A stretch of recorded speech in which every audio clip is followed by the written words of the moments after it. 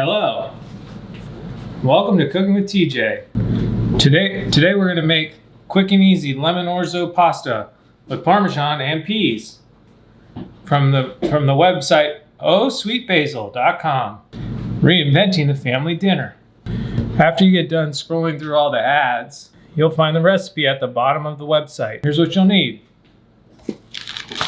orzo, which is a type of pasta. You'll need oil, olive oil, not motor oil. You'll need garlic cloves, like this one, but you'll need 2.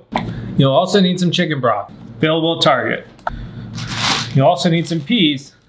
You'll need thyme, as well as lemon, grated Parmesan cheese. Let's get started. I've already decloved this one garlic, and now I'm decloving the other.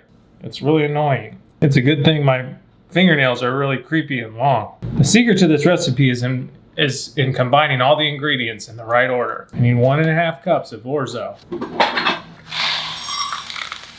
Looks like I only have enough for 1 cup. So I'm not going to adjust any of the other measurements because that would take too long. Action. I've already zested my lemon, but first I'm going to tell you about substitutes, because sometimes you're cooking and you're like, I don't have that. What do I do, TJ? Well, here's a little trick of the trade. If you're out of chicken broth, all you'll need to do is grab a big chunk of chicken and squeeze it as hard as you can into a cup. That's where chicken broth comes from. You can see my hand is covered in chicken broth now. Let's get to combining now. Just chop wildly until it's all chopped up. I don't know if you're supposed to eat the twig part or not. Knives are sharp. Remember that time works 100% of the time. The first step is to put olive oil in. That's the drizzle technique. You want to go clockwork.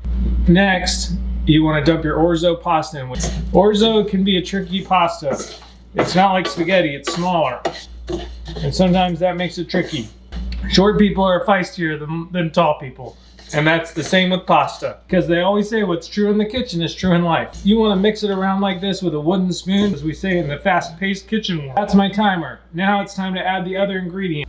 No one likes burnt orzo. It's called a garlic press. It's got a lot of contraction. And you cut it off with a knife. That's what you want. This is the part of the recipe that you panic because you realize that you're not as ready as you thought you'd be. Panic kitchen is a bad kitchen. A little bit at a time.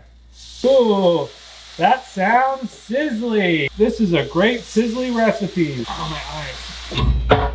How to juice a lemon. Take your lemon, squeeze it so hard.